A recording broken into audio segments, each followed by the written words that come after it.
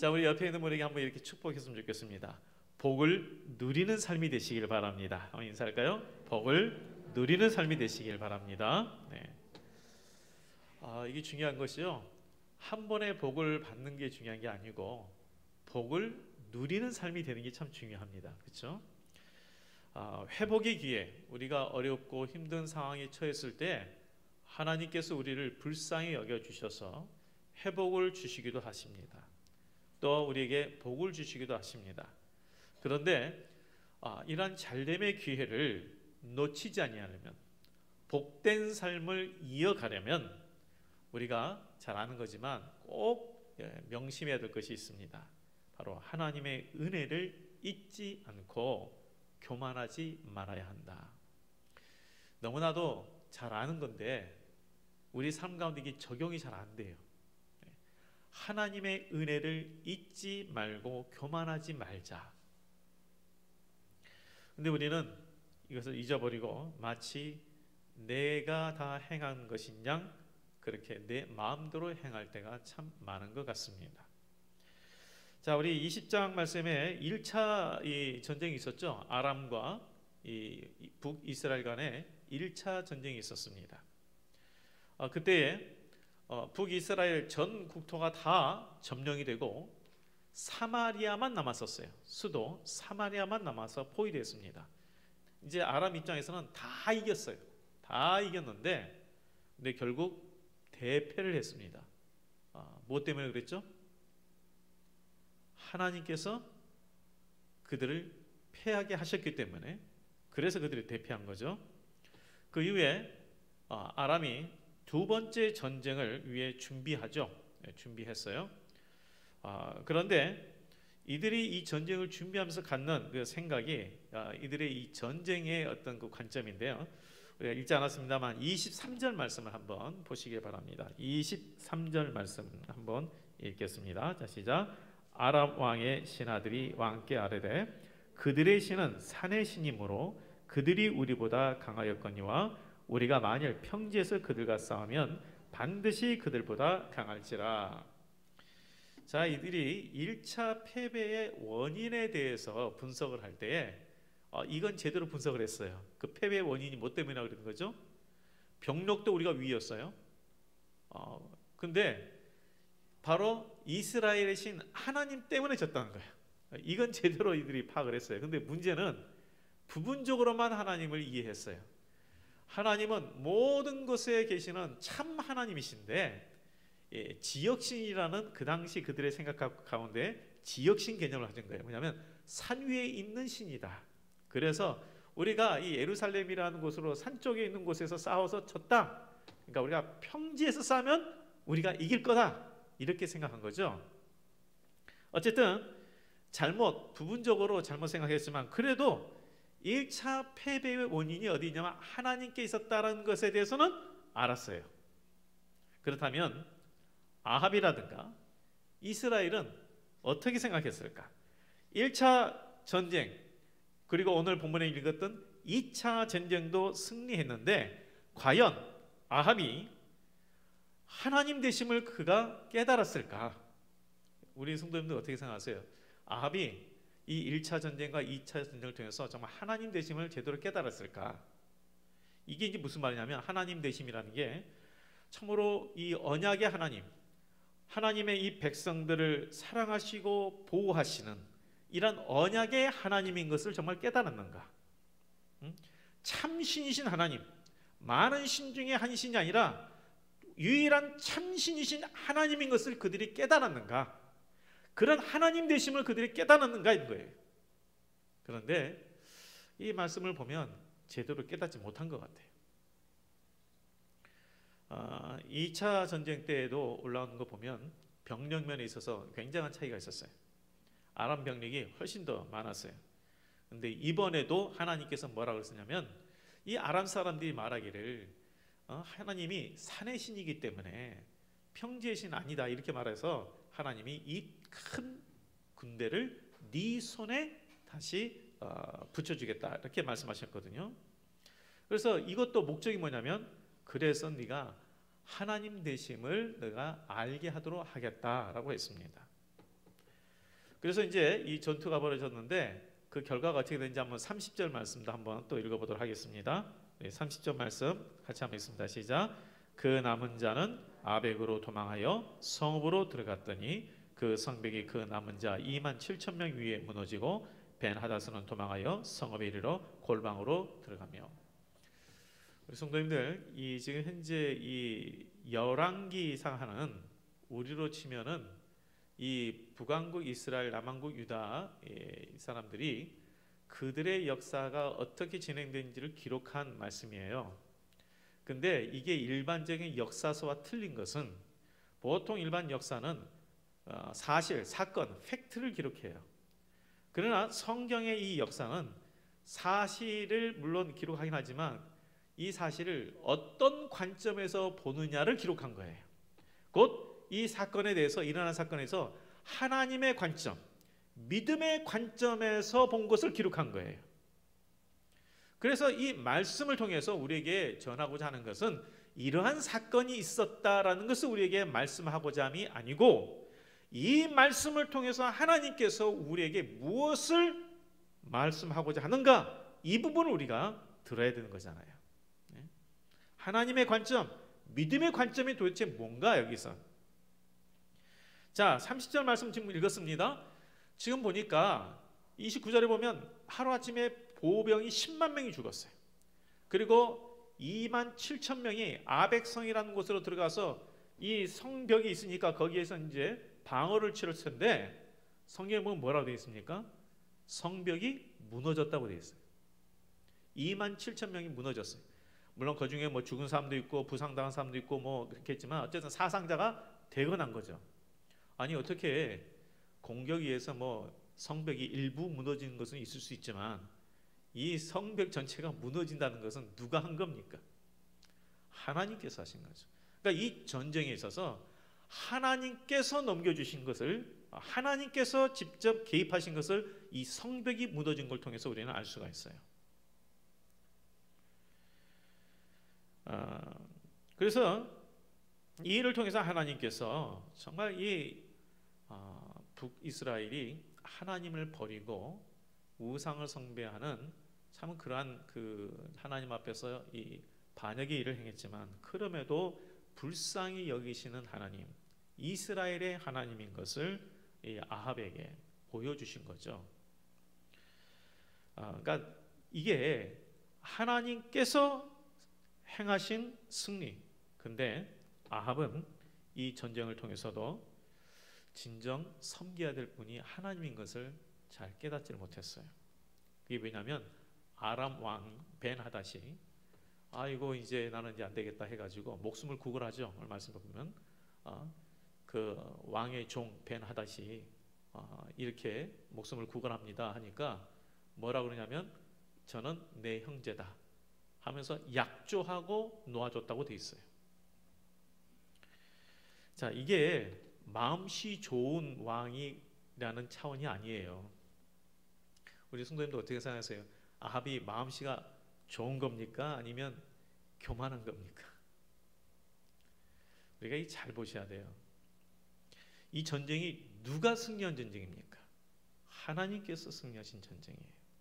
하나님께서 도우신 전쟁이에요. 그리고 하나님이 이걸 통해서 네가 정말 하나님 되심이 무엇인지를 깨닫도록 하기 위해서 승리를 주셨다고 했어요. 그러면 이 큰 전쟁에 승리했을 때 그는 어떻게 해야 돼요? 하나님 앞에 최소한 하나님의 사람이 있으니까 물어야 돼요. 이 상황에서. 그러나 그는 마치 자기가 승리한 것인 양 그 약조하고 놓아줘 버려요. 자, 한 번 침략해서 전 국토를 유린했어요. 또 두 번째 침략을 했어요. 그런데 놓아준 것은 이 마음이 좋은 겁니까? 아니면 어리석은 겁니까? 이 이후에 무슨 일이 벌어지냐면요. 나중에 이제 나오지만 이후에 얼마 후에 아람과의 전쟁을 통해서 이 아합이 놓아줬는데 또 얼마 후에 전쟁이 다시 벌어져요. 아합이 그 전투에서 죽습니다. 전사를 해요. 그리고 이 아람 그 다음 왕이 됐던 하사엘에 의해서는 이 북왕국 이스라엘이 어마어마한 고통을 겪어요. 그러니까 42절에 하나님께서 그랬죠. 내가 죽이기로 멸하기로 작정한 사람은 네가 놓아줬으니 내 목숨을 대신할 거다. 네 백성 목숨도 대신할 거다. 이렇게 말씀하셨어요. 그러니까 하나님께서 이스라엘에게 주신 회복, 평화, 발전의 기회를 놓친 거예요. 그렇다면 여기서 이제 우리가 이제 깨달아야 돼요. 지금까지는 이런 과정을 이야기했고, 중요한 것은 그럼 왜 아합이 하나님이 주신 그 기회를 놓쳤는가? 이게 이제 우리가 깨달아야 될 부분이에요. 하나님께서 지금 이 아합에게 은혜를 주셨잖아요. 자, 은혜라는 것은 계속해서 강조합니다만 받을 자격이 없음에도 불구하고 주어지는 것이 은혜라 그랬어요. 지금 아합은 그 행동으로 말하면 하나님의 긍휼을 받을 자격이 없어요. 전 이스라엘 백성들을 하나님으로부터 완전히 떠나게 만들었던 장본인이에요. 선지자들을 죽였던 장본인이에요. 그럼에도 불구하고 하나님께서 아직까지도 하나님 되심을 그에게 드러내려고 하시고 이 전쟁의 위협에서 그를 도와주셨어요. 이 철저한 은혜예요. 은혜. 받을 자격이 없음에도 불구하고 그에게 주신 거예요. 그런데 이 은혜를 마음으로 깨닫지 못했어요. 이게 바로 아합이 하나님이 주신 기회를 놓친 가장 큰 이유예요. 그래서 이게 그 마음과 하나님의 은혜를 깨닫지 못하면 뭐가 들어가요? 교만이 들어가요. 교만이. 하나님의 행했다라고 것을 잊어버리고 내가 행한 것으로 생각하니까 내 마음대로 행하는 거예요. 이런 것이 우리에게도 있습니다. 우리 성도님들, 나에게 주어진 지금 시간들, 하루하루, 1년, 이것이 내가 취한 것이 아니고 하나님이 주신 거예요. 이걸 잘 생각하세요. 내가 올해 1년, 내년의 삶이 내가 취한 게 아니에요. 하나님이 우리에게 주신 거예요. 그렇다면 이 하나님이 주신 이 시간들도 내 마음대로 해서는 안 돼요. 하나님께서 나에게 주신 시간을 통해서 내가 나에게 주셨으니까 이 시간을 통해서 내가 어떻게 좀 더 하나님의 뜻에 맞게 하나님의 영광을 위해서 살 것인가, 이렇게 생각하는 것이 은혜 받은 자의 삶이고 은혜를 깨닫는 자의 모습이에요.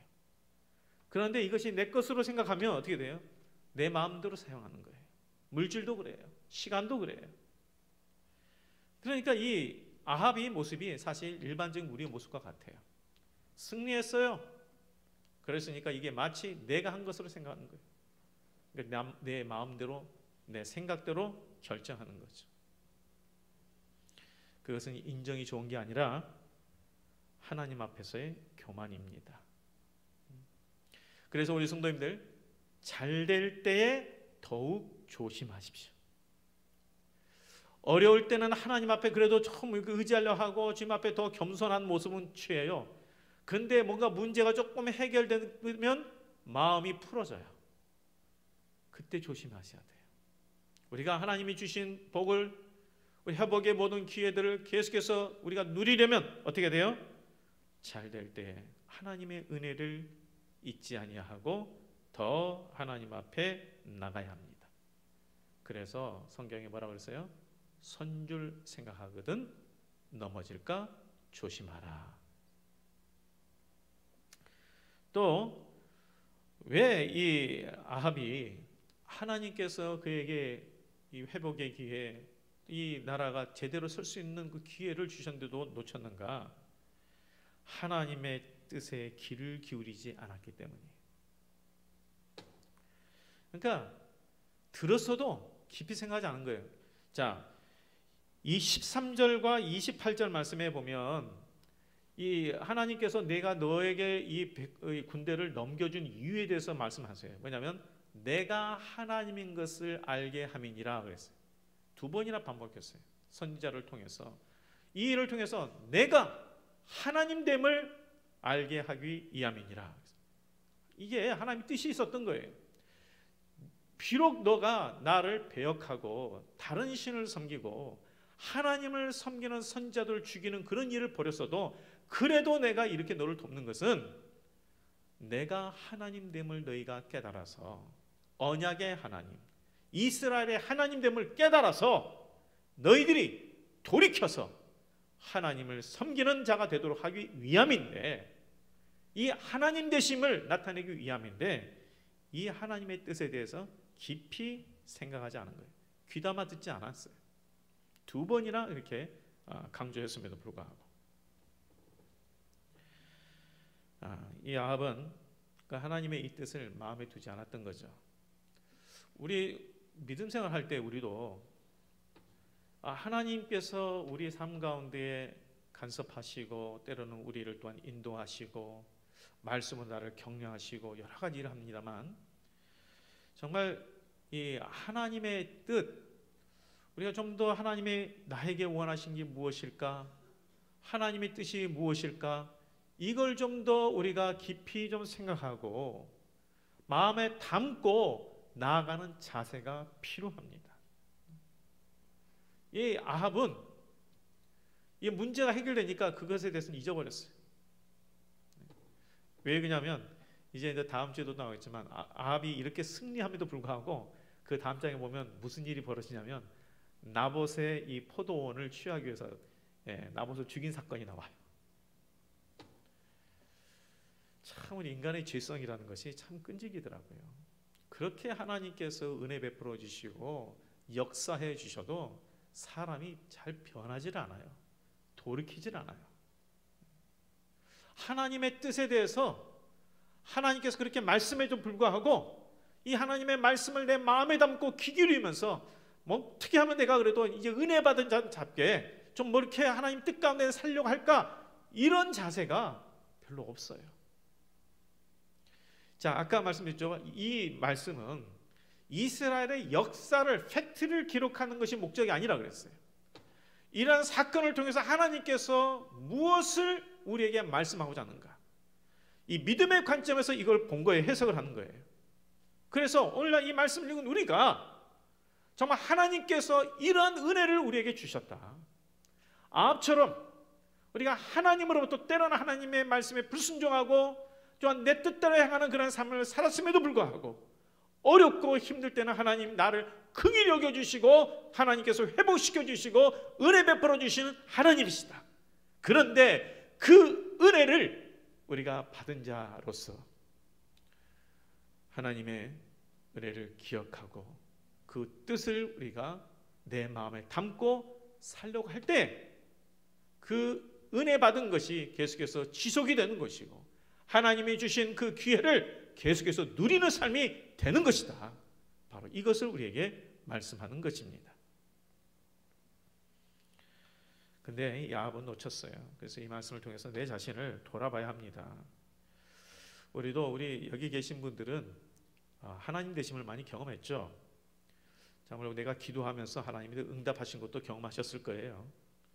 여기 어르신들은 특별히 더 옛날에 성령도 체험도 하시고, 그래서 내 구원의 어떤 그 감격도 누리셨고 기도 응답도 받으셨어요. 또 어려울 때 하나 기도해서 또한 도우심도 받았어요. 그런데 우리가 참 이 하나님의 은혜를 잊어버리고 그냥 내 뜻대로 내 생각대로 고집하며 나아갈 때가 참 우리 가운데 많지 않습니까? 내 자신을 봐도 그럴 때가 종종 있어요. 그렇기 때문에 우리는 다시 한번 이 말씀을 통해서 하나님의 은혜를 우리가 기억하고 더 겸손히 묻는 자가 되자. 그래서 하나님은 분명히 고난 중에 있는 우리를 긍휼히 여기십니다.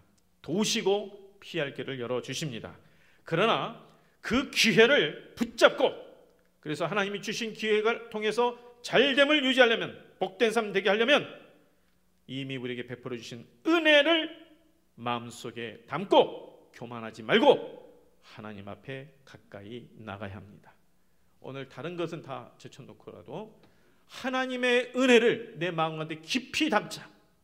그리고 하나님 앞에 더욱 우리가 하나님의 뜻을 붙들고 하나님 앞에 기도하자. 항상 우리 하는 말이지만 이 말씀을 통해서 우리에게 다시 반복하고 있습니다. 이러한 삶을 통해서 우리 성도님들의 삶 가운데, 가정 가운데 하나님의 은혜가 지속되는 그러한 삶이 되시기를 주의 이름으로 축복드립니다. 아멘. 이 시간에 그래서